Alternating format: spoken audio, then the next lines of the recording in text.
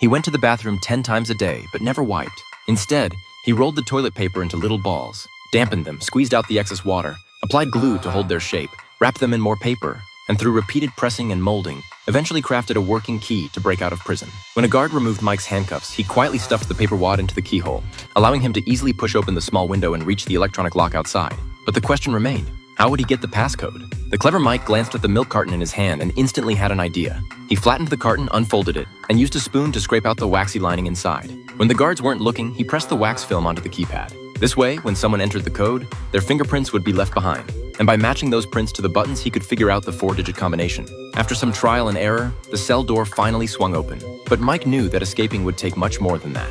He needed 2 things. First, to learn the guards' patrol patterns and find the right window of opportunity. Second, someone on the outside to help him get away. This seemingly airtight prison actually had one fatal flaw. Right next to solitary confinement was a fire station with 0 security. So Mike deliberately started trouble and got himself thrown into solitary. There, he carefully observed and discovered that only 2 guards were on duty, and they often stepped out to chat, giving him his chance. Through the iron grating above the isolation cell, Mike could clearly hear the door opening and closing on the rooftop, and he calculated that the guards' smoke breaks lasted about 7 minutes. Then he used the surveillance cameras to relay his escape timeline to a hacker friend. With everything in place, the operation officially began. After opening the coded lock, Mike first rewound the surveillance footage to create the illusion that he was still in his cell, buying himself more time. He then made his way through the ventilation ducts to the fire station and changed into a firefighter's uniform. Meanwhile, the 2 guards were still chatting on the rooftop. That's when a female teammate made her move. She deliberately set off an explosion in the parking lot next to the prison, drawing out the fire crew. Mike had already hidden under one of the trucks, and with everyone rushing to fight the fire, no one noticed him. In the end, Mike successfully hitched a ride with his teammates and escaped the prison. Here's the twist. He wasn't actually a criminal. He was a professional escape artist hired by the Federal Bureau of Prisons to test the security of maximum security facilities across the country. His method was to get locked up under a fake identity and then break out using nothing but his wits. Over the past 7 years, Mike had taken on 15 top-tier prisons, and not a single one could hold him. Then one day, some CIA agents came knocking, telling him about a mysterious prison that housed criminals no country was willing to take in. The CIA wanted to test the security of this facility, but they didn't even know where it was located. It was an extremely risky mission, yet Mike agreed. Before long, the day of his capture arrived. Before setting out, his team implanted a GPS tracker in his arm. Once he reached the outside location, Mike was quickly grabbed, but he didn't expect these people to be so brutal. They first hit him with a stun gun. Then, as if they already knew his tricks, they dug the GPS out of his arm with a tool. Finally, they injected a sedative into his neck, knocking him out cold. When Mike regained consciousness, he found himself facing a warden in a suit. Feeling uneasy, Mike said this mission was way too violent and he wanted out. He uttered the extraction code, "I love KFC," and demanded the warden release him. But the warden completely ignored him and threw him into a cell anyway.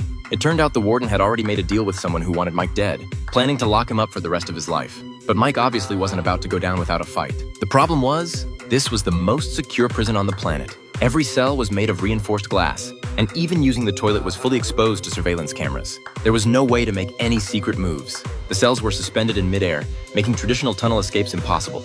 The interior was completely sealed off, with no sunlight getting through.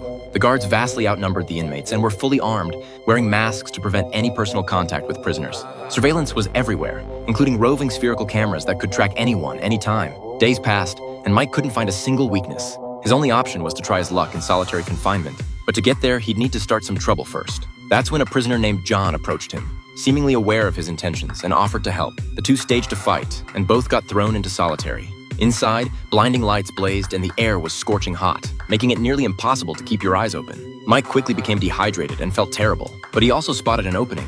After getting out, John continued to stick close to Mike, who asked him to get a piece of metal. So John went to the warden and hurled insults at him like a madman, getting himself beaten to a pulp. But in the chaos, John managed to pry off a manhole cover. Once he had the cover, Mike told John he was an escape expert and shared what he'd discovered. The prison structure was vertical, likely built underground. In solitary, he'd noticed the floor was hollow. If they could pry it open, they could follow the pipes out. But how to pry it open?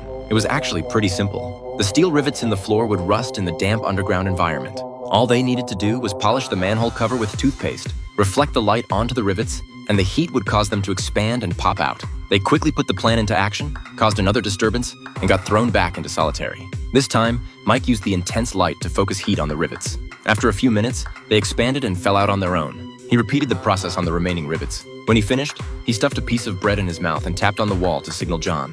John immediately started yelling, which drew the warden's attention. Mike quickly smeared the bread over the surveillance camera, pried open the floor, and dropped into the basement. He began climbing through the pipes, but when he lifted the hatch and crawled out, he froze. This wasn't a prison, it was a ship.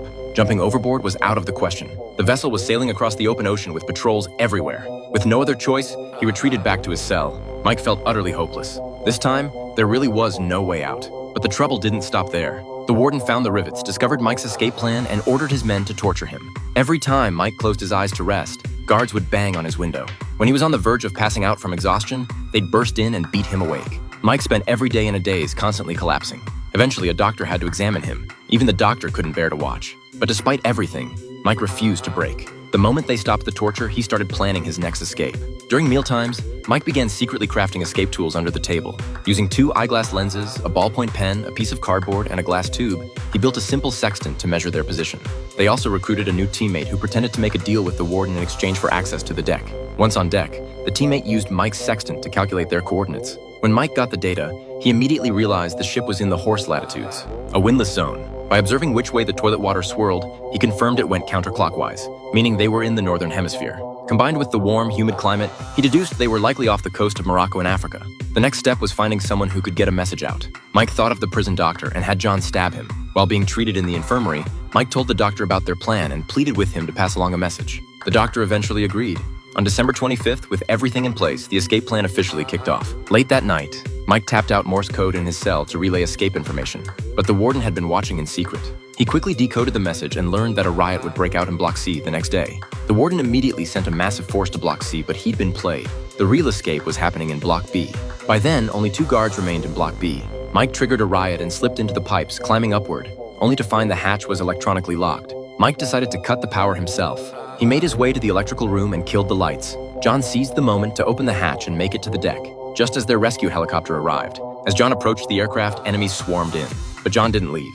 His brother wasn't there yet. He ripped a machine gun off its mount and his eyes turned ice cold. This legendary figure instantly transformed into a merciless killing machine.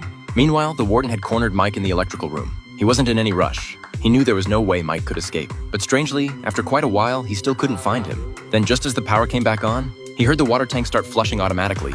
His smile vanished. He'd forgotten this crucial detail. Sure enough, Mike had been hiding in the tank. When the water released, it flushed him out to sea. Mike surfaced right as John spotted him and pulled him up the rescue ladder. Just then, the warden appeared on deck and opened fire on Mike. In that split second between life and death, John tossed down a weapon. Mike caught it smoothly, fired several shots, and hit the fuel tank beneath the warden.